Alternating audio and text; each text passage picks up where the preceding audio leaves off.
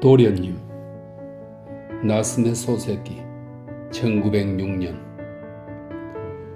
이 작품은 모두 11개의 글로 구성되어 있는 중편 소설입니다. 1.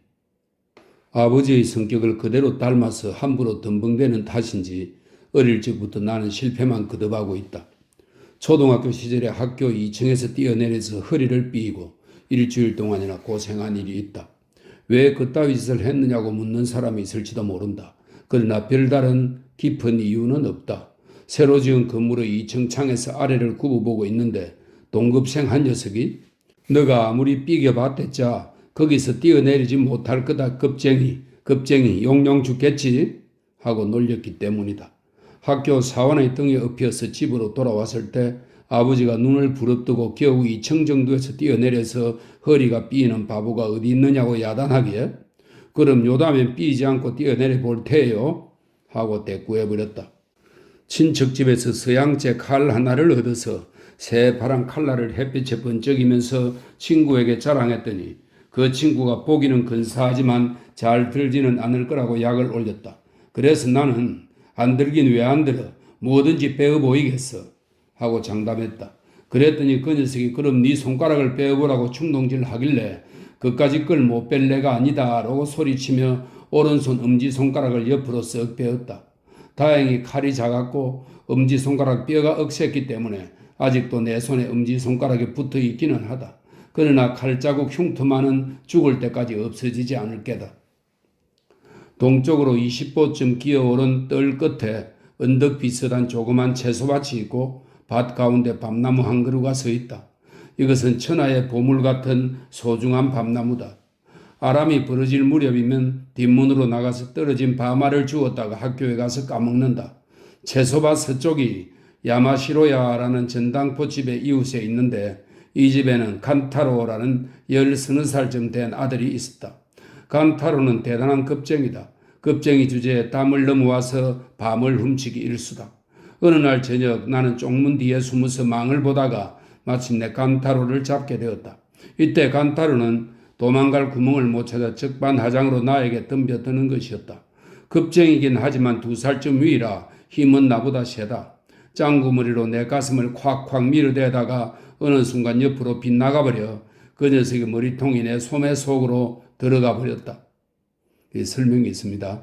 일본 옷의 소매는 우리의 도포 소매처럼 넓게 늘어져 있다. 덕분에 손을 제대로 쓸 수가 없어서 내가 팔을 마구 흔들었더니 칸타로 녀석의 머리통이 소매 속에서 이리저리 덜렁거렸다. 눈, 코도 못 뜨고 숨이 막힌 칸타로는 마침내 소매 속에서 내 팔을 물고 늘어졌다. 하도 아파서 칸타로를 담 쪽으로 밀어붙이고 다리를 끌어 쓰러뜨렸다. 야마시로야의 뜰은 우리 집 채소밭보다 6자, 약 1.8m 정도 낮다. 넘어진 칸타로는 담장을 반쯤 허물며 제 집터 안으로 거꾸로 떨어져서 죽는 소리를 내는 것이었다. 칸타로가 나가 떨어질 때에 내 소매도 함께 떨어져 나가버려서 손만은 자유롭게 되었다. 그날 밤에 어머니가 칸타로네 집으로 사과를 간 김에 내 겹옷 소매 한쪽도 찾아왔다. 이 밖에도 나의 장난은 무척 심했다. 목수의 아들 가네와 생선장수의 아들 가쿠 두 놈과 함께 모사쿤의 당근밭을 망쳐놓은 일이 있다. 당근이 채 자라기 전이므로 밭 위에 짚을 덮어두어서 씨름터로는 안성맞춤인지라 셋이서 반나절이나 판을 벌였더니 당근 싹이 모두 짓밟히고 말았던 것이다. 또 후루가와네 집 논물을 내는 우물을 메워버려서 혼난 사건도 있다. 굵은 대통을 우물 옆구리에 묶고 거기서 나오는 물을 논에다 대는 구조였다. 그때는 어떤 조화로 우물물이 참대통을 통해 나오는지 몰랐기 때문에 돌과 막대기로 우물을 꽉 메워 보았다. 마침내 대통에서 물이 나오지 않는 것을 보고야 집에 돌아와 밥을 먹고 있자니 후루카와가 달려와서 노발대발 야단을 했다. 아마 돈을 좀 주고야 무마되었던 모양이었다. 아버지는 털끝만치도 나를 귀엽게 여겨주지 않았다. 어머니는 형의 편만 들었고 형은 얼굴빛이 사내답지 못하게 해맑은 데다가 연극놀이에서도 여배우 흉내를 내며 기뻐했다. 아버지는 나를 볼 때마다 쓸만한 자식이 못된다고 야단만 쳤다. 어머니도 깡패짓만 해서 장래가 걱정이라고 했다. 과연 나는 쓸만한 인간과는 거리가 멀다. 보다시피 요 모양 요 꼴이다. 그러니까 부모의 눈에 장래가 염려되는 것도 당연하다.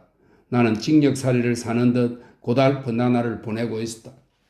어머니가 병으로 돌아가시기 2, 3일 전에 부엌에서 제주를 넘다가 부뚜막 모서리에 갈비뼈를 부딪혔는데 여간 아프지가 않았다. 어머니가 화를 내면 너 같은 녀석은 얼굴도 보기 싫다고 하기에 그것이 소원이라면 집을 나가겠노라 대답하고 친척 집에 가 있었다. 그동안에 어머니가 돌아가셨다는 기별이 왔다. 그렇게 갑자기 돌아가실 줄은 몰랐다. 그처럼 병이 깊으신 줄 알았다면 나도 좀 어머니 말을 고분고분 들을 걸 하면서 집으로 돌아왔다. 그런데 형이 나를 불효자라고 하면서 나 때문에 어머니가 돌아가셨다고 욕을 하는 것이었다. 하도 분해서 형의 뺨을 후려치고 아버지께 벼락 같은 꾸중을 들었다. 어머니가 돌아가신 뒤로는 아버지와 형과 셋이서 살고 있었다. 아버지는 아무런 일도 하지 않으면서 입만 열면 나를 망할 자식이라고 몰아댔다. 무엇이 망할 놈인지 지금껏 모른다. 아버지 치고는 괴상한 존재다. 형은 사업가가 되겠다며 영어 공부만 하고 있었다. 천승이 여자 같은 위인으로 야가 빠졌기 때문에 나하고는 의리가 좋지 않았다. 열흘에 한 번 정도로 싸움을 하며 지냈다. 어느 날은 장기를 두다가 비겁한 수를 써놓고는 내가 난처하자 빈정빈정 놀리기까지 하는 것이었다. 하도 화가 나서 장기 알을 움켜쥐고 형의 미간에 던져버렸다. 살이 터져서 피가 약간 나왔다. 형은 아버지한테 고자질했다. 아버지는 나를 집에서 내쫓겠다고 불호령을 내렸다. 그때는 나도 하는 수 없이 아버지 속이 시원하도록 쫓겨날 결심을 하고 있었다. 그런데 10년 동안 함께 살아온 기요라는 식모 할멈이 울면서 나를 용서해달라고 빌어주어 간신히 아버지의 화가 풀렸다. 그렇지만 나는 아버지가 그다지 무섭지 않았다. 그보다는 기요 할멈에게 미안했다. 이 식모 할멈은 본래 지쳐있는 집안의 여자였다는데 집안이 폐가를 한 뒤에 살아갈 길이 없어서 마침내 남의 집 식모살이를 하게 되었다는 것이다. 그래서 지금은 늙은 할머니다. 이 식모 할멈이 무슨 인연에선지 나를 매우 귀여워해 주었다. 아무리 생각해도 알 수 없는 일이다. 어머니도 돌아가시기 사흘 전에 아주 나를 보기 싫다고 하셨고 아버지도 밤낮 귀찮게 여기고 있다. 동네에서도 못된 깡패 소년이라고 손가락질하는 나를 우리 식모 할멈만은 무조건 소중히 여겨준다.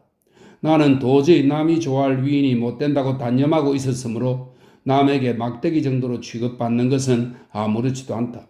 도리어 이 기요처럼 애지중지해 주는 것이 수상스러웠다.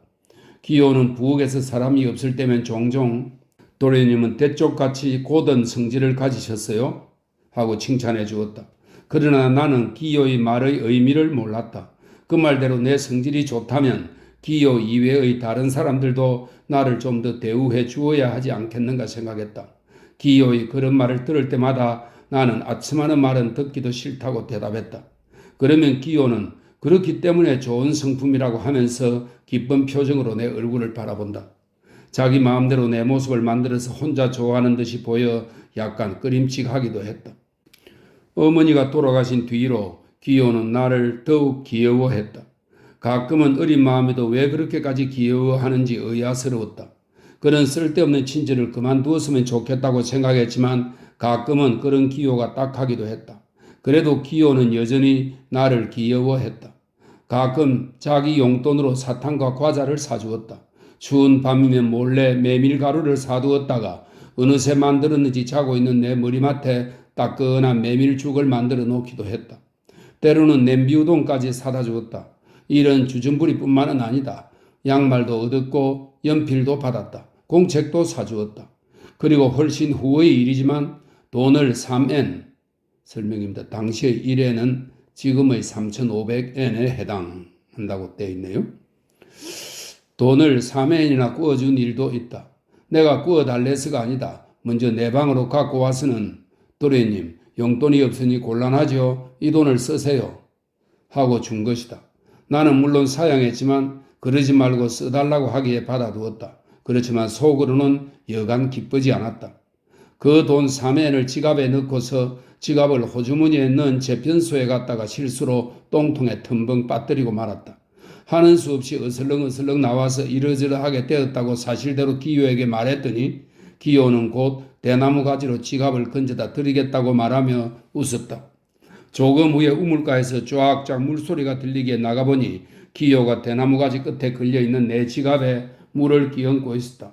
말끔히 씻은 뒤에 지갑을 열고 1엔짜리 지폐를 꺼내보니 색깔이 다갈색으로 변해서 글씨와 그림이 잘 보이지 않았다. 기호는 그 지폐를 화롯불에 쪼여 말린 뒤에 이만하면 됐지요? 하고 다시 주었다. 내가 코끝에 갖다 대보고 어휴 그래도 꿀인데 했더니 그럼 바꾸어 드릴 테니 이리 내세요 하고 지폐 대신 은전으로 3엔을 가져왔다. 그 돈 3엔을 어디에다 썼는지는 잊어버렸다. 곧 갚겠다고 말한 채 아직까지 그대로다. 지금 와서 10배로 갚아주고 싶어도 갚을 길이 없다. 기호는 언제나 아버지도 형도 없을 때에 내게 무엇을 몰래 주었다. 내가 제일 싫어하는 것이 남 몰래 남한 덕을 보는 것이다.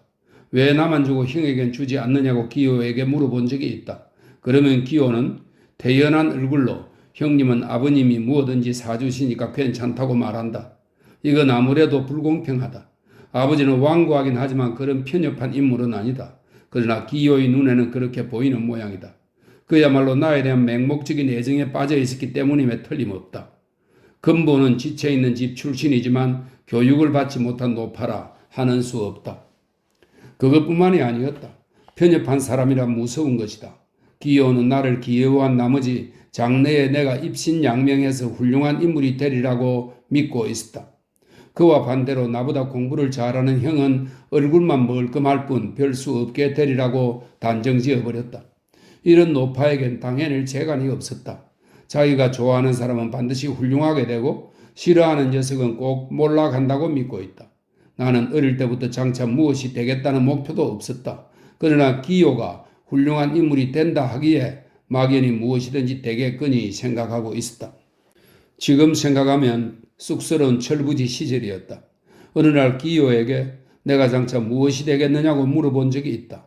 막상 기호에게도 이렇다 할 생각이 없었던 모양이다. 다만 큰 자동차를 타고 어리어리한 집에서 살게 될 것이라는 정도였다. 그리고 기호는 내가 커서 집이라도 갖고 독립하게 되면 함께 있겠다는 생각이었다. 그때는 꼭 내 집에 두어달라고 몇 번이나 간청했다. 그러고 보니 나도 어쩐지 내 집을 갖고 한 살림 할 것만 같았기에 물론 그땐 함께 있게 해준다는 대답만 해두었다. 그러나 이 노파는 상당히 상상력이 강하여 도련님은 도쿄 시내에서 어디가 좋아요? 고지맞지요? 아사부요? 정원엔 그네를 만들어요. 응접실은 하나만 있으면 충분하지요? 하면서 자기 멋대로 계획을 늘어놓았다. 그때는 집 따위를 갖고 싶은 생각은 조금도 없었다. 양옥도 일본식 집도 전혀 관심이 없었기 때문에 집은 사서 무엇 하느냐고 같은 대답만 했다. 그러면 도련님은 욕심이 없어서 마음이 깨끗하다고 그것마저 칭찬으로 돌렸다. 기호는 내 일이라면 무엇이든지 칭찬해준다. 어머니가 돌아가신 후 5, 6년 동안은 이렇게 지냈다. 아버지한텐 꾸중을 듣고 형과는 싸움을 하고 기호에겐 과자를 얻어먹으면서 칭찬을 듣고 별로 희망도 없지만 이만하면 늘어진 신세라고 생각하고 있었다. 그래서 다른 아이들도 대개는 그러려니 했다. 다만 기호가 기회에 있을 때마다 도련님은 가엾다 불쌍하다고 자꾸 동정하기 때문에 그렇다면 내 처지가 가엾고 불쌍한 것이려니 생각했다. 그 밖에 걱정되는 일은 조금도 없었다. 다만 아버지가 용돈을 안 주는 것에는 질려버렸다. 어머니가 돌아가신 지 6년째 되는 해 정월에 아버지도 병으로 세상을 떠났다. 그해 4월에 나는 어느 사립중학교를 졸업했고 형은 상업학교를 마쳤다. 형은 어떤 회사의 규슈 지점에 취직해 가게 되었다. 나는 도쿄에서 더 공부를 해야 했다. 형은 집을 팔아서 재산을 정리하고 떠나겠다고 주장했다. 나는 형 마음대로 하라고 했다. 어차피 형의 신세를 지고 싶지는 않았다. 형이 나의 뒤를 봐준대자 싸움이 그치지 않을 것이 뻔한 노릇이다. 형의 신세를 지면서 머리를 숙이고 사느니 차라리 나 혼자 우유 배달을 해서라도 먹고 살겠다고 각오를 다졌다. 형은 고물상을 부르다가 조상 때부터 물려온 유물들을 헐값으로 팔아치웠다.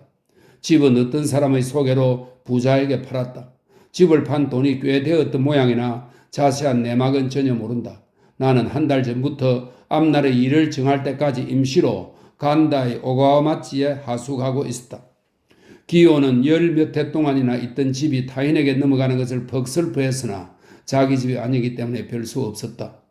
도련님이 좀 더 장성했더라면 이 집을 그대로 상속받을 수 있었을 거라고 한탄할 뿐이었다. 좀 더 어른이 되어서 상속받을 수 있는 것이라면 지금이라도 상속받을 권리가 있을 것이다. 노파는 그런 물증은 전혀 모르기 때문에 내가 나이만 더 먹었으면 형의 몫인 집을 얻었으리라고 믿고 있다. 형과 나는 이렇게 헤어졌지만 난처한 것은 기호의 갈 곳이었다. 형은 물론 늙은 식모까지 데리고 임지로 갈 형편은 못 되었고 기호도 형의 뒤를 따라서 규슈까지 갈 생각은 들 것만큼도 없었다. 그리고 이때의 내 형편은 다다미 4장 반짜리 싸구려 하숙방에 틀어박혀 있는 것이었는데 그것조차도 언제까지 지탱할 수 있을지 모르는 판국이었다. 어쩔 수가 없어 내가 기호에게 다른 데 식모로라도 가겠느냐고 물어보았더니 도련님이 집을 장만하고 아씨를 맞을 때까지는 할 수 없이 친정 조카 집에 가서 신세를 지겠다고 했다. 그 조카는 재판소 서기로 우선은 생활에 걱정이 없고 그 전부터 기호에게 같이 살자고 몇 번이나 권했었다는 것이다. 기호는 비록 식모살이 일망정 오랫동안 정든 집이 좋다고 응하지 않았었다. 그러나 그 정든 주인 집이 없어진 지금 새로운 집에 가서 식모살이를 하는 것보다는 조카의 신세를 지는 것이 낫다고 생각했던 모양이다. 그렇다 할지라도 빨리 집을 장만하라는 둥, 장가를 들라는 둥, 그러면 와서 돌봐주겠다는 둥의 말을 한다. 친정 조카보다도 남인 내가 더 좋은 모양이다. 규슈로 출발하기 이틀 전에 형이 내 하숙방으로 찾아와 돈 600엔, 설명입니다. 지금 돈으로 210만 엔 정도. 600엔을 내놓으면서 이것을 미천 삼아 장사를 하든지 학비를 내어 공부를 하든지 너 요량대로 써라. 그 대신 앞으로는 더 도와주지 않겠다고 선언했다. 형치고는 제법인 처사다. 그까지 600엔쯤이야 없어도 죽지 않는다고 생각했지만 여느 때와는 다른 형의 단박한 태도가 마음에 들었으므로 고맙다는 인사를 하고 받아두었다. 그 뒤에 형이 따로 50엔을 주면서 그것을 기호에게 전해달라고 하여 그것도 두말 없이 받아두었다. 이틀 후에 신바시 역에서 이별한 후 형과는 지금까지 한 번도 만나지 못했다. 나는 600엔의 사용 방법을 잠자리에서 궁리했다.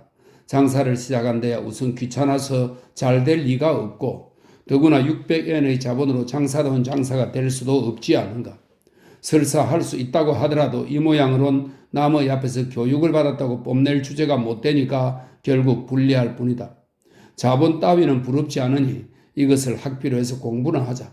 600엔을 셋으로 나누어 1년에 200엔씩 쓰면 3년 동안은 공부를 할 수 있다. 3년간 부지런히 공부하면 무슨 보람이 있겠지. 그 뒤에 대학에 들어가 볼까도 생각했으나 학문이라면 무엇이나 성미에 맞지 않는다. 특히 의학이나 문학은 아주 싫다. 신시 따위는 20줄 가운데서 한 줄도 모른다. 결국 실은 공부라면 무엇을 배워도 소용없다고 생각했으나 다행히 물리학 앞을 지날 때 학생 모집 광고가 눈에 띄었다. 그래서 모든 것이 인연이란 생각에 지원서를 얻어 입학 수속을 해치웠다. 지금 생각하면 이것도 부전자전의 무계획성에서 생긴 실책이다. 3년간 남들이 하는 만큼 공부 신용을 했으나 별로 머리가 좋은 편은 아니라 등수는 언제나 밑에서부터 새는 편이 빨랐다. 그러나 3년이 지나자 마침내 졸업을 할 수 있게 되었다. 내 자신이 생각해도 이상스러웠으나 반대할 이유도 없으므로 주는 대로 졸업장을 받아두었다. 졸업 후 8일째 되는 날에 교장이 부른다고 하기에 무슨 일인가 싶어 가보았더니 시곡구 지방에 있는 중학교에서 수학선생이 필요하다는 연락이 왔다는 것이었다. 월급은 40엔인데 가볼 의향이 있느냐는 거였다. 나는 3년 동안 공부는 했지만 사실은 교사가 될 생각도 시골로 갈 생각도 전혀 없었다. 교사 이외에 다른 무엇을 하려는 목표도 물론 없었으므로 이 제의를 들었을 때 적석에서 성낙했다. 이것도 부전자전의 무계획성 덕분이다. 일단 성낙한 이상 그 시골 학교로 부임하지 않으면 안 된다. 2, 3년 동안은 다담이 4장 반짜리 하숙방에 틀어박혀서 누구의 잔소리 한마디도 듣지 않았다. 싸움도 않고 지냈다. 내 평생 중에선 비교적 평온한 시절이었다. 그러나 이제 그 평온한 하숙 생활도 정리하지 않으면 안 되었다. 세상에 나와서 도쿄 밖에 발을 내디딘 것은 동급생과 함께 가마쿠라로 소풍을 갔을 때뿐이다. 이번엔 카마쿠라는 약과다. 아주 먼 섬의 시골로 가야만 했다. 지도를 보면 먼 바닷가여서 바늘 끝만큼 작게 보인다. 보나마나 따분한 시골 구석일 거다. 어떤 고장이며 어떤 사람들이 살고 있는지 알 수 없지만 그런 건 몰라도 상관없다. 나는 가기만 하면 그만이다. 그저 귀찮을 따름이다. 집을 정리한 뒤에도 기호에게는 가끔 찾아갔다. 기호의 조카는 의외로 좋은 사람이었다. 내가 갈 때마다 매우 환대해 주었다. 기호는 나를 앞에 두고서 자기 조카에게 내 칭찬을 이것저것 늘어놓는다. 학교만 졸업하면 고지마치 근처에 큰 집을 사고 관청에 다닐 것이라고 허풍을 친 적도 있다. 자기 멋대로 결정하고 혼자 떠들어대기 때문에 나는 민망스러워서 얼굴을 붉혔다. 그것도 한두 번이 아니었다.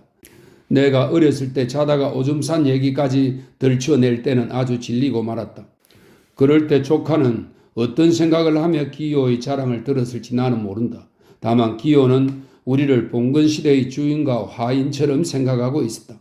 자기에게 상전이라면 조카에게도 상전이라고 생각했던 모양이다.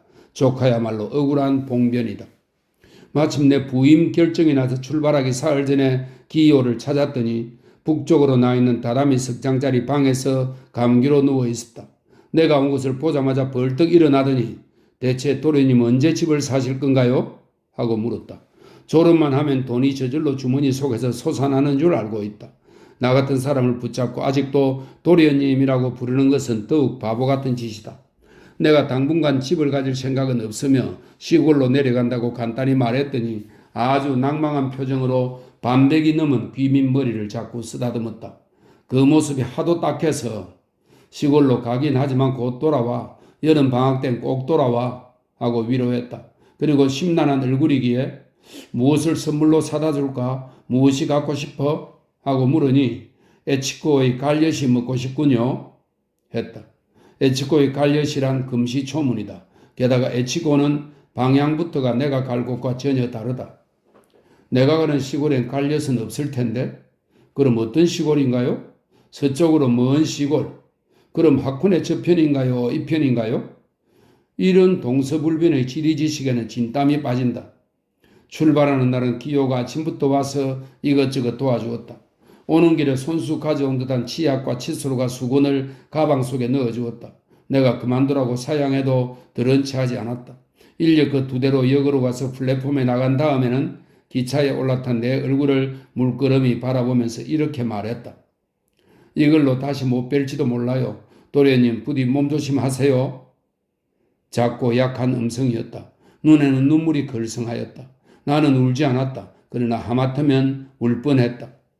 기차가 어느 정도 앞으로 움직였을 때 이제는 기호가 갔으려니 하고 차창으로 얼굴을 내밀고 돌아보았더니 여전히 플랫폼 위에 서 있었다. 이젠 그 모습이 아주 작아 보였다. 2. 뿌하고 기선이 멈추자 작은 그룻배가 나루터를 떠나서 기선 쪽으로 다가왔다. 사공은 발가벗은 몸에 붉은 훈도시 한쪽으로 겨우 살만 가리고 있다. 야만인이 사는 고장이다. 하기야 이 더위에 옷은 입을 수 없겠지. 햇빛이 쨍쨍해서 바닷물도 유난히 빛난다. 불같은 햇살이 내리쬐는 바다를 보고 있자니 현기증이 날 지경이다.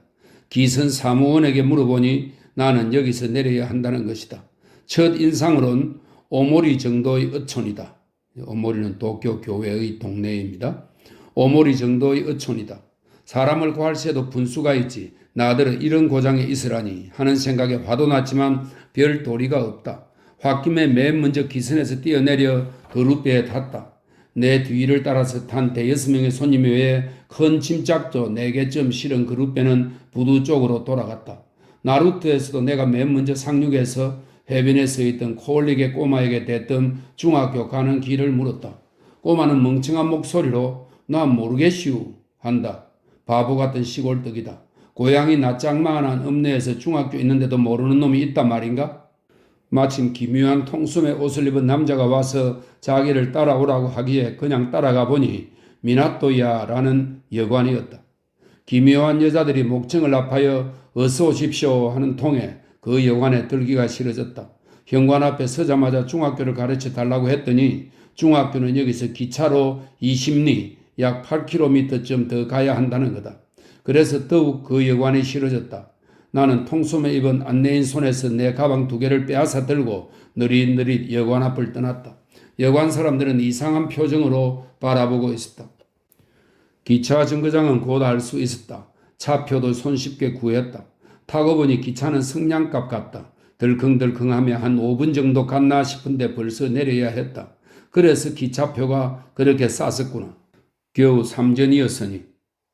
거기서 인력거를 잡았다고 중학교를 갔더니 이미 수업이 끝난 뒤였다. 숙직 교사는 잠깐 볼일로 외출했다고 사환이 말했다. 참 태평한 숙직도 다 있구나 생각했다. 교장댁이라도 방문할까 생각했지만 피곤해서 인력거꾼에게 적당한 여관으로 데려다 달라고 했다. 인력거꾼은 기세 좋게 달려 야마시로야라는 여관에 데려다 주었다. 야마시로야라면 전탕포집 간타론의 상호와 똑같은 이름이다. 약간 재미있다는 생각이 들었다. 여관의 종업원은 웬일인지 2층 계단 밑의 어두운 방으로 나를 안내했다. 무더워서 숨이 막혔다. 이런 방은 싫다고 했더니 마침 다른 방은 전부 10,000원이라고 변명하면서 들여다 준 내 가방을 툭 던지고 나가버렸다. 하는 수 없이 그 방에 들어가서 땀을 흘리며 참고 있었다. 조금 있다가 목욕을 하라기에 욕탕에 풍덩 한 번 들어갔다가 곧 나와버렸다. 목욕을 하고 돌아오는 길에 기웃기웃 했더니 시원해 보이는 밝고 넓은 방들이 텅텅 비어있지 않은가? 고약한 놈들이 나를 속였던 것이다. 방으로 돌아가자 여자 종업원이 밥상을 들고 들어왔다. 방은 무더웠으나 밥은 하숙집 것보다는 제법 나았다. 그 여자가 어디에서 왔느냐고 묻기에 도쿄에서 왔다고 말했다. 도쿄는 좋은 곳이겠지요? 그야 물론이지. 식사를 마친 밥상을 들고 종업원이 부엌으로 갔을 무렵 커다란 웃음소리가 들렸다. 시끄러워서 곧 자려고 누웠으나 좀채 잠이 오지 않았다. 더위 때문만이 아니었다. 주위가 몹시 시끄러웠다. 하숙집의 5배는 시끄러운 듯 했다. 잠이 오락가락하는 중에 기요의 꿈을 꾸었다. 기요가 에치코의 갈엿을 엿을 잎사귀와 함께 우물우물 먹고 있다. 갈대잎은 도끼가 있으니까 떼고 먹으라고 해도 천만에요. 이 갈대잎은 약입니다. 하면서 맛있게 먹고 있다. 어이가 없어서 입을 딱 벌리고 하하하 웃다가 꿈에서 깨었다. 날도 밝아서 종업원이 창의 덧문을 열고 있다. 여전히 하늘에 구멍이 뚫린 듯이 쨍쨍한 날씨다. 여행을 할 때는 여관에서 팁을 주는 법이란 말을 들었다. 팁을 주지 않으면 푸대접을 받는다는 말도 들었다. 나를 이런 좁고 어두운 방으로 몰아넣은 것도 팁을 주지 않았기 때문인가 보다. 초라한 행색을 하고서 삼배로 만든 가방과 다 떨어진 우산을 들고 들어왔기 때문인가 보다. 시골뜨기 주제에 그래도 사람을 깔보는구나. 어디 한번 팁을 주어서 놀라게 해주자 싶었다. 나는 이래봬도 학자금으로 쓰고 남은 돈 30엔을 가지고 도쿄를 떠나왔던 것이다. 기차와 기선의 운임과 잡비를 쓰고도 아직 14엔 정도는 남았다. 이 돈을 전부 팁으로 내던져버려도 이후에는 월급을 받을 것이므로 상관없다. 촌사람들은 인색하기 때문에 5엔만 주면 깜짝 놀라서 눈이 휘둥그레질 것이다. 어디 그때의 꼴을 좀 보자고 생각하고서 태연히 세수를 하고 방으로 돌아와 기다리자니 어젯밤 그 여자 종업원이 아침상을 들고 왔다. 쟁반을 들고 식사 시중을 떨면서 나를 보고 빙글빙글 웃고 있다. 정말 무례한 여자다. 내 얼굴에 무슨 구경거리가 붙었단 말이냐? 그래도 내 얼굴이 이 집 종업원 낯짝보다는 훨씬 낫다. 식사를 마친 후에 돈을 주려 했으나 화가 나서 참을 수 없었다. 그래서 식사 도중에 5엔짜리 지폐를 한 장 꺼내서 나중에 이것을 카운터에 갖다 주라고 했더니 그 여자는 무슨 영문인지 몰라서 의아한 얼굴을 하고 있었다. 그리고 아침 식사를 마치고 곧 학교로 갔다. 내 구두는 닦아 놓지도 않았다. 학교는 어제 인력거를 타고 한번 가보았으므로 대개의 방향은 알고 있었다. 사거리를 2-3번 돌았더니 곧 학교 정문이었다. 교문에서 현관까지는 화강암이 깔려있다. 어제 이 돌방석 위를 인력거로 달릴 때는 너무 큰 소리가 났으므로 좀 송구스러웠다. 도중에 여름 교복을 입은 학생을 많이 만났으나 전부가 이 학교 교문으로 휩쓸려 들어갔다. 그 중에는 나보다도 키가 크고 힘도 세 보이는 놈도 있다. 저런 놈을 가르칠 생각을 하니 어딘지 가슴이 답답했다. 명함을 내밀자 사환이 교장실로 안내했다. 교장은 수염이 듬성듬성하고 얼굴빛이 검고 눈이 큰 너구리 같은 남자다. 여간 점잔을 빼지 않았다. 열심히 일해달라고 하면서 큰 도장이 찍힌 임명장을 공손하게 내주었다. 이 임명장은 후일 도쿄로 돌아갈 때 둘둘 말아서 바닷속에 던져버렸다. 교장은 곧 직원들에게 소개해 줄 테니 그들 앞에 일일이 임명장을 보이라고 일러주었다. 공연한 수고다. 그런 귀찮은 짓을 하기보다는 이 임명장을 사흘쯤 교무실에 붙여두는 편이 좋을 것 같다. 교직원들이 교무실에다 모이자면 첫 시간이 끝나는 종소리가 나야만 한다. 그때까지는 한동안 시간이 있다. 교장은 시계를 꺼내서 보고 차차 이야기할 작정이지만 우선 대강 사정을 알려두겠다고 하면서 교육 정신에 대한 지루한 강의를 들려주었다. 나는 물론 근성으로 듣고 있었지만 강의 도중에 이거 큰일 날 곳에 왔다고 후회했다. 교장의 말대로는 도저히 할 수가 없을 것 같았다. 나 같은 무모한 자를 붙잡고 학생의 모범이 되라느니 전교의 사표로 우러러 보이게 하라느니 학문 이외에 개인의 덕화가 없으면 교육자는 못 된다느니 엄청난 주문을 한다. 그렇게 훌륭한 인물이 월급 40엔을 받으려고 이렇게 멀리 떨어진 시골 구석에 올 것인가? 인간이란 되게 엇비슷한 법이다. 화가 치밀면 싸움 한 번쯤은 누구나 할 거라고 생각했는데 이런 환경이라면 말 한마디 제대로 못하고 소풍도 할 수 없다. 그렇게 까다로운 의무라면 채용하기 전에 이러저러하다고 미리 말해주어야 할 것이 아닌가? 나는 거짓말하는 것이 죽기보다 싫기 때문에 속아서 왔다고 담백하게 사절하고 이대로 돌아가 버릴 생각이 들었다. 여관의 팁으로 5엔을 주었기 때문에 지갑 속에는 9엔하고 몇십 점밖에 없다. 9엔으로는 도쿄까지 돌아갈 수 없다. 큰 돈을 팁으로 준 것이 후회가 되었다. 부질없는 짓을 했다. 그러나 9엔이라도 잘하면 여비가 될지 모른다. 도중에서 여비가 떨어지더라도 여기서 거짓말을 하느니보다는 떳떳하다는 생각으로 나는 도저히 교장 선생님 말씀대로는 할 자신이 없습니다. 그러니 이 임명장을 도로 반환하겠습니다.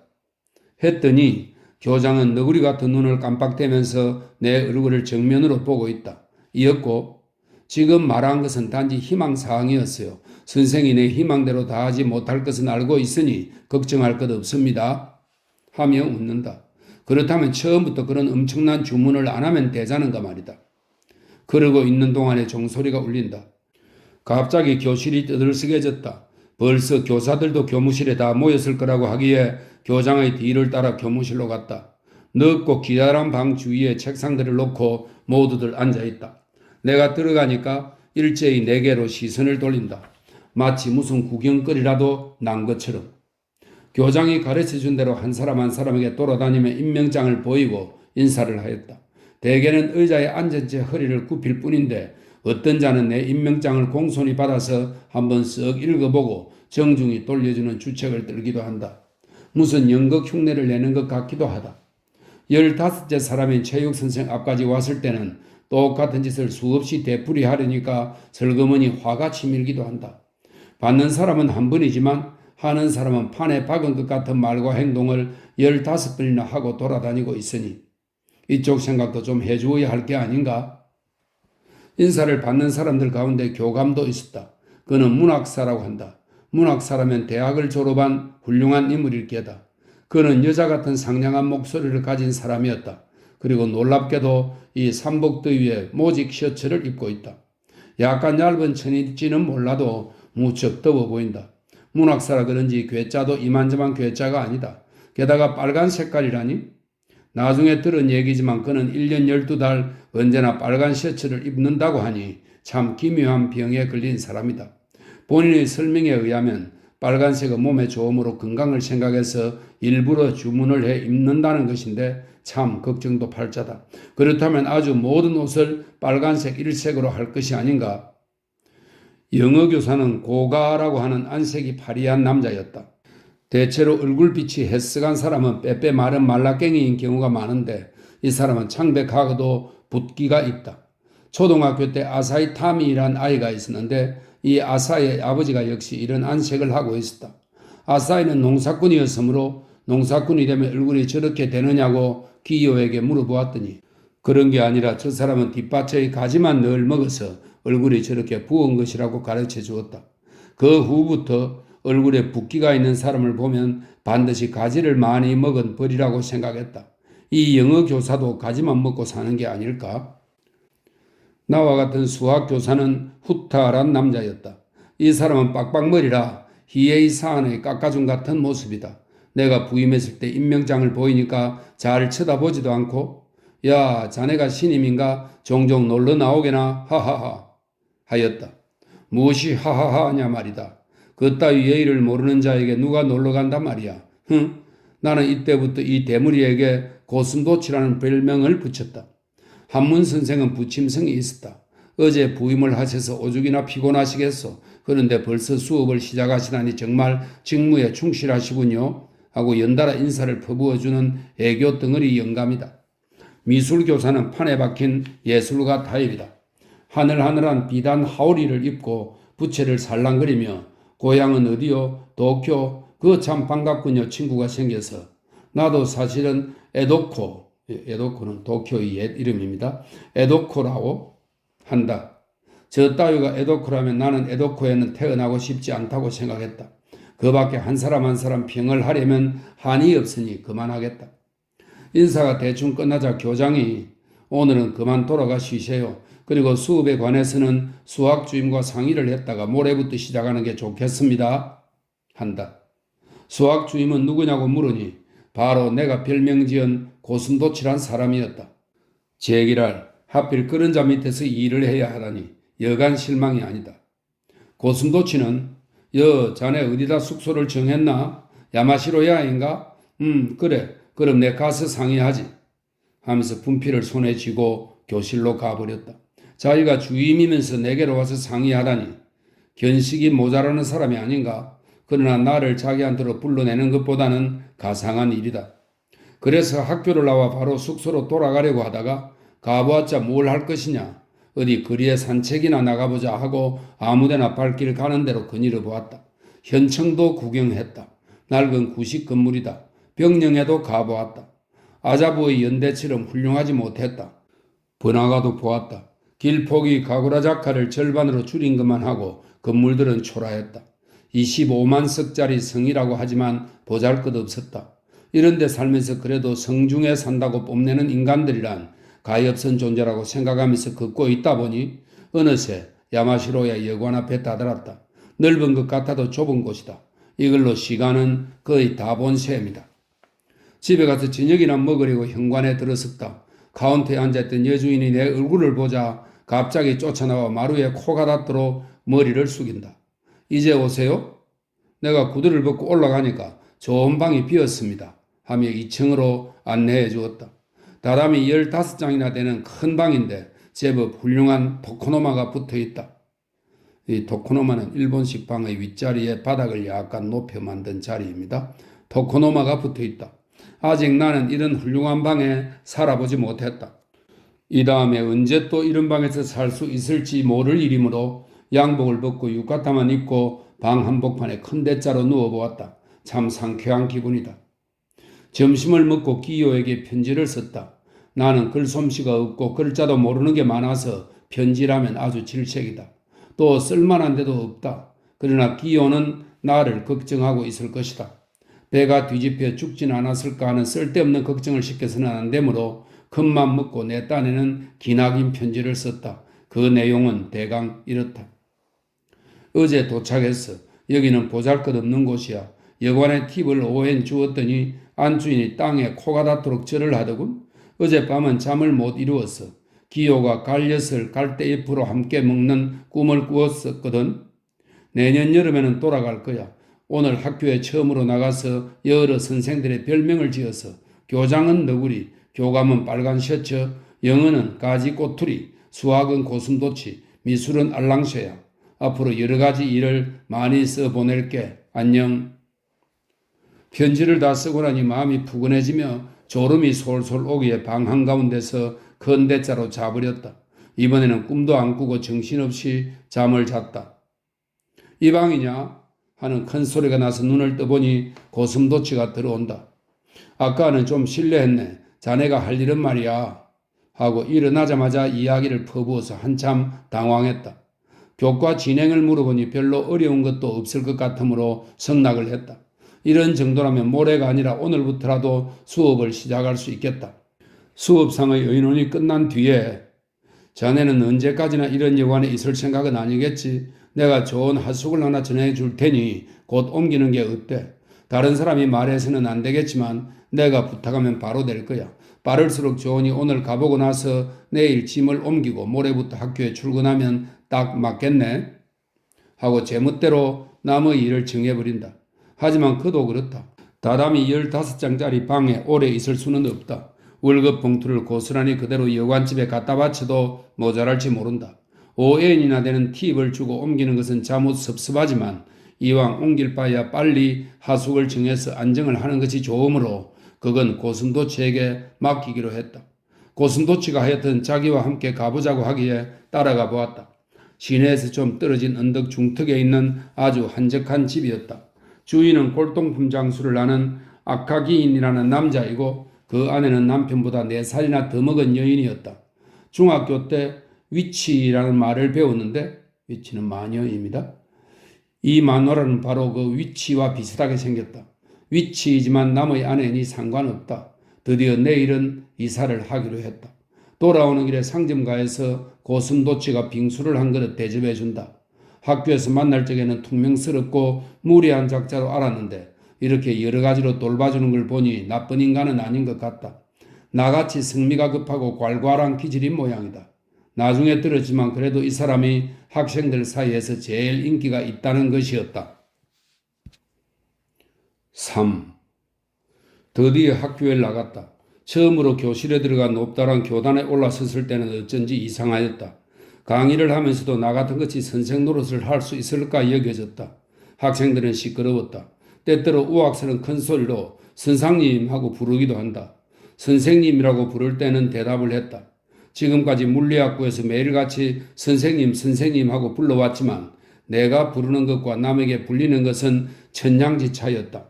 어쩐지 발바닥이 스물스물했다. 나는 비겁한 인간도 겁쟁이도 아니지만 애석하게도 담력이 부족하다. 학생들이 선생님하고 큰 소리로 부르면 배가 고플 때 마루노지에서 우포 소리를 들을 때와 같은 기분이 들었다. 1교시는 그럭저럭 끝을 냈다. 특별히 곤란한 질문도 받지 않고 마쳤다. 교무실에 들어서자 고슴도치가 어떠냐고 물었다. 네, 뭐? 하고 간단히 대답을 했더니 고슴도치는 안심한 모양이었다. 2교시의 분필을 가지고 교무실을 나왔을 땐 어쩐지 적진으로 들어가는 것 같은 마음이 들었다. 교실로 들어가 보니 이번 반은 전보다 큰 녀석들이 많았다. 나는 서울내기라 몸집이 훌쭉하고 키도 작으므로 약간 높은 강단에 올라서 밭대사 윗신이 서지 않았다.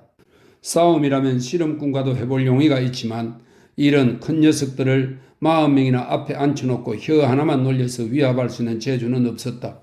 그러나 이런 큰 아이들에게 약점을 보이면 버릇이 나빠질 것 같아서 되도록이면 큰 소리로 울러대는 모습을 해가며 수업을 했다.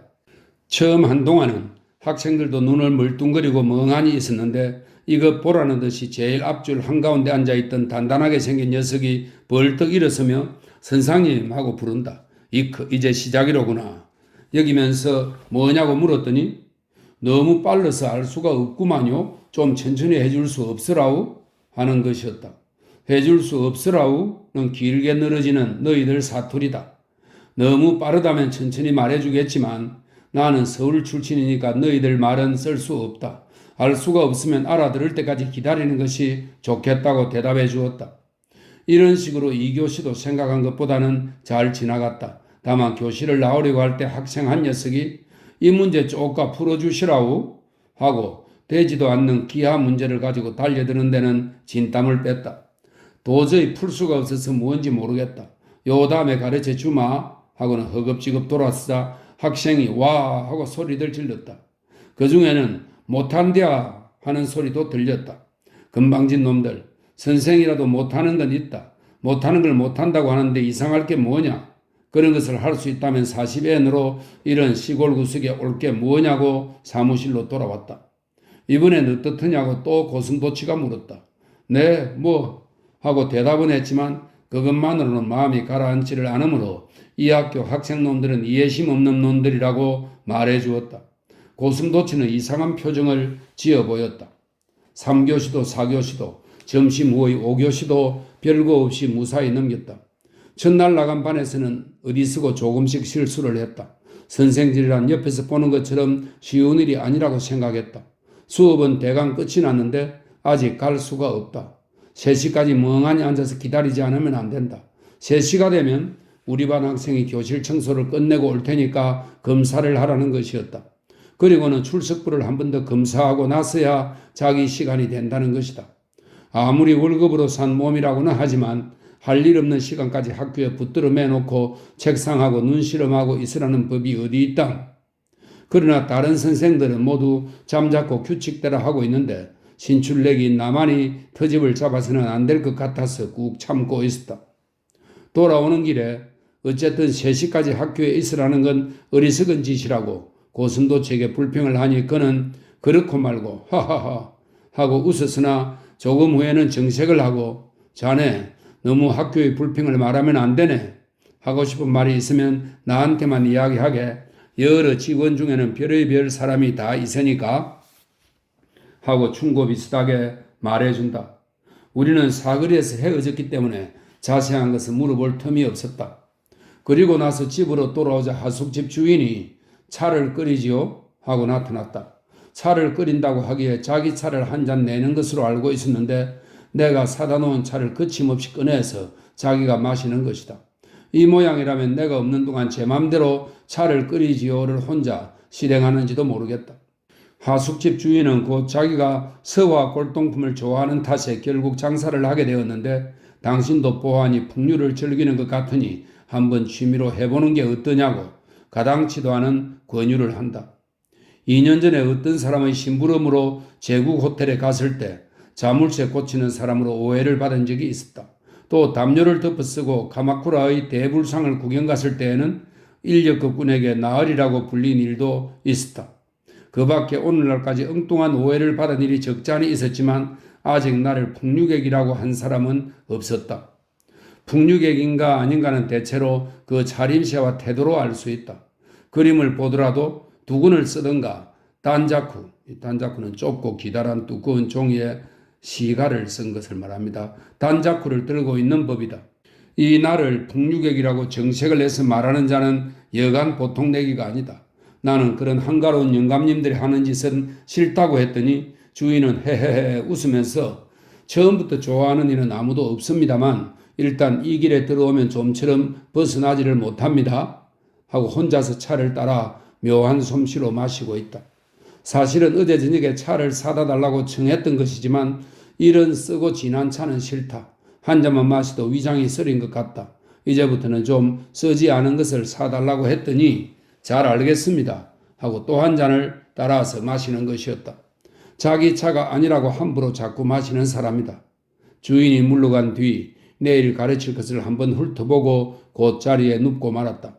그 후로는 매일매일 학교에 나가 규칙대로 일을 하고 하숙집으로 돌아오면 또 매일같이 주인이 차를 끓일까요? 한다.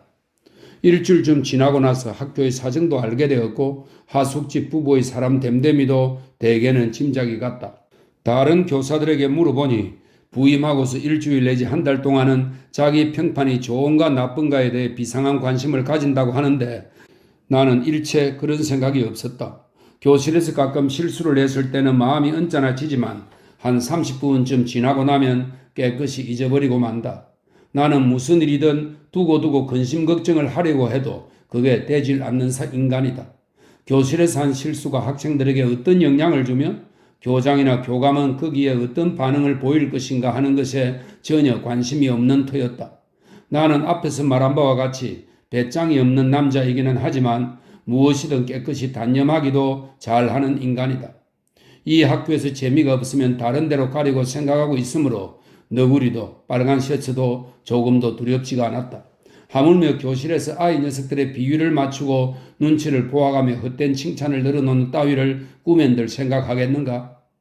학교는 그럭저럭 내 생각대로 되어 나갔는데 하숙집에서는 그렇지가 못했다. 주인이 고물 따위를 갖고 와서 잔뜩 버려놓고 파는 데는 아주 질려버렸다. 처음에 가지고 온 것은 무슨 도장 재료인데 10가지나 되는 것을 늘어놓고 모두 합쳐서 3회엔이면 싼값이니 사라는 것이다. 총구석으로 돌아다니는 엉터리 화가가 아닌 이상 그런 것은 소용없다고 하자 이번에는 가잔이라나 무엇이라나 하는 사람들의 화조가 그려진 족자를 가지고 왔다. 자기 손으로 벽에다 걸고는 내게 묻는다. 좋지 않습니까? 그렇군요. 내가 아무렇게나 대답을 했더니 가잔이라는 이름의 화가가 두 사람이 있다. 한 사람은 무엇 가잔이고 또 한 사람은 무슨 가잔인데 이 족자는 그중 무엇 가잔의 것이라고 쓸데없는 해설을 늘어놓는다. 어떻습니까? 당신에겐 15엔으로 해드리겠습니다. 내가 돈이 없다고 거절을 하자 돈 같은 건 언제 주셔도 좋습니다. 하고 주건주건 달라붙었다. 돈이 있어도 사지 않겠다고 결국은 몰아내다시피 했다. 그 다음엔 기와장만한 큰 벼루를 가져왔다. 이것은 단계는 중국 단계 지방에서만 나는 돌로 만든 비싼 벼루를 말합니다. 이것은 단계입니다. 하고 두 번, 세 번 단계를 쳐들어 보이길래 농담으로 단계가 무엇이냐고 물었더니 곧 강의를 시작하였다. 단계에는 상층, 중층, 하층이 있는데 지금 것은 모두 상층이고 이것은 확실히 중층입니다. 이 눈을 보십시오. 눈이 세 개나 있는 것은 참 진기합니다. 발목도 지극히 좋습니다. 시험해 보십시오.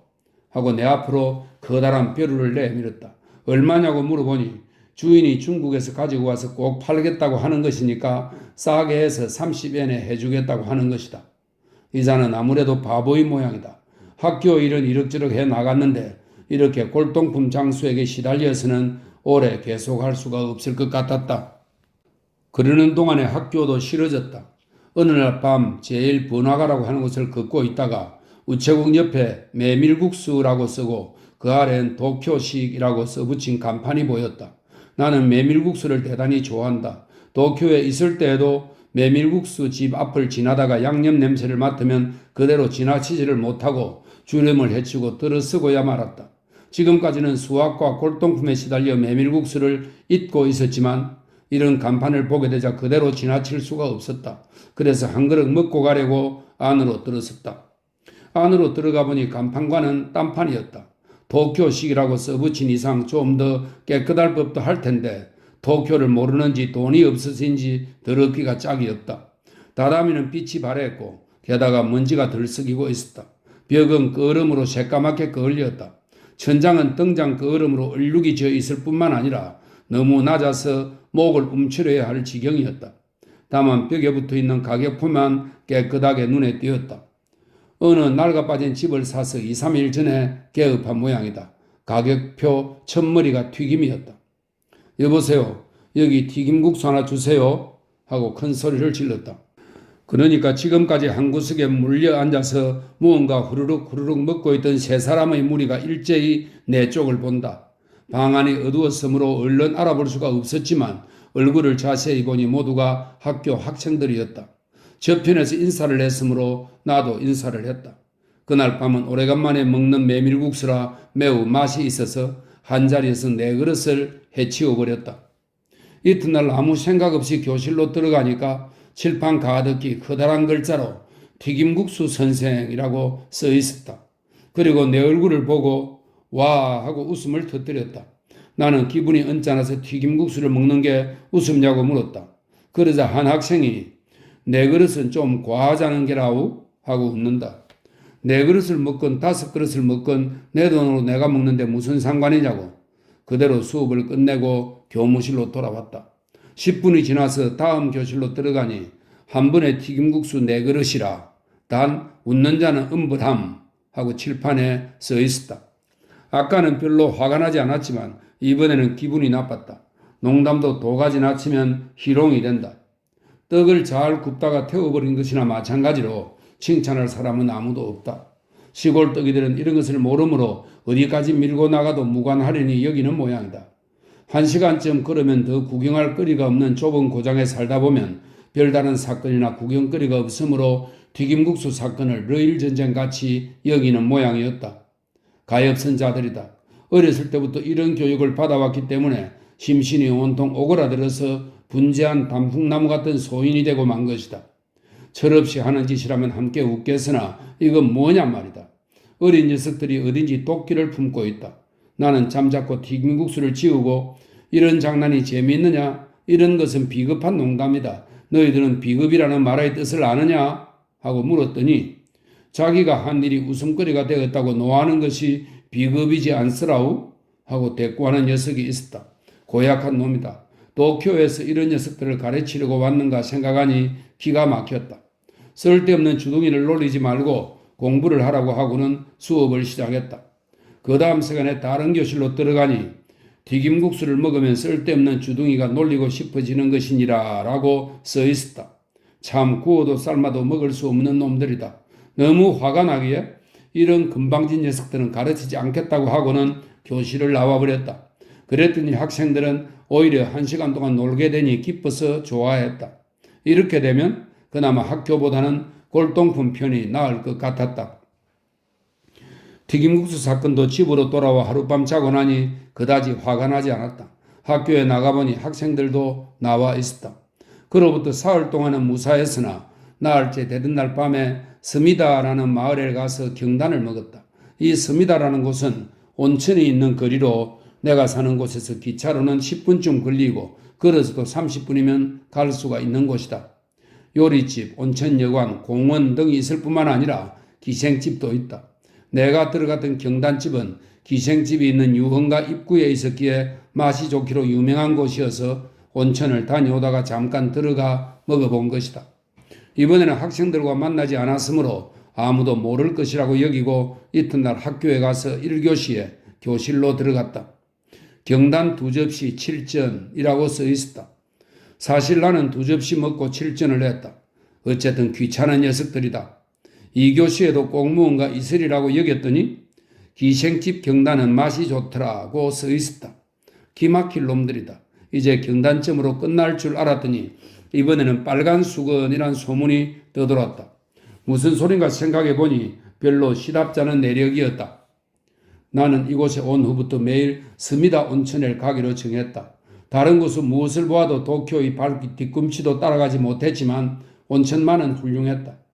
모처럼 온 곳이니 매일 저녁 먹기 전에 운동을 겸해서 가기로 한 것이다. 그런데 갈 때마다 반드시 커다란 수건을 꽁무니에 늘어뜨리고 갔다.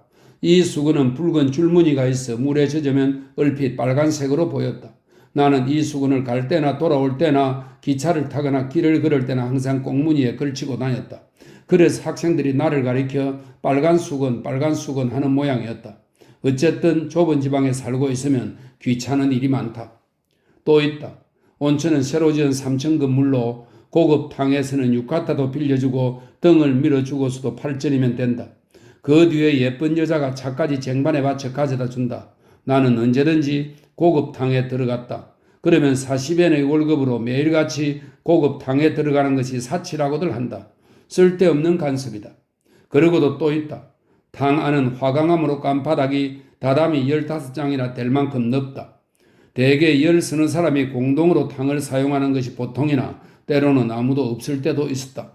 탕 속의 깊이는 일었으면 가슴까지 물이 차는 정도이므로 운동 삼아 그 안에서 헤엄을 치는 것은 여간 즐거운 일이 아니다. 나는 사람이 없는 틈을 타서 다담이 15장이나 되는 넓이의 탕 속을 헤엄쳐 돌며 즐거워했던 것이다. 헌데 어느 날 고급 탕에서 위시당당하게 아래로 내려와 오늘도 헤엄을 칠 수 있을까 하고 안을 들여다보니 벽에 붙은 커다란 팻말에 검은 글씨로 탕 속에서는 헤엄을 치지 말 것 하고 써있는 것이었다. 탕 속에서 헤엄을 치는 사람은 별로 없을 것이므로 이 팻말은 나를 위해 특별히 만들어 붙였는지도 모른다. 나는 그 후부터 헤엄치기를 단념했다. 헤엄은 단념했지만 학교로 나가보니 온천에 걸려있던 팻말 그대로 탕 속에서는 헤엄치지 말지어다 라고 써있는 데는 놀랐다. 어쩐지 학생 전체가 나 한 사람을 감시하고 있는 것 같이 여겨졌다. 골치가 지끈지끈 아프고 심히 불쾌했다. 학생들이 무엇라고 하든지 하려고 하는 일을 그만두어버릴 내가 아니었지만 무슨 팔자로 이렇게 좁고 말썽 많은 곳에 왔는가 하고 생각을 하면 한심하기 짝이 없었다. 그러고서 집으로 돌아오면 여전히 그놈의 골동품에 시달리는 신세다.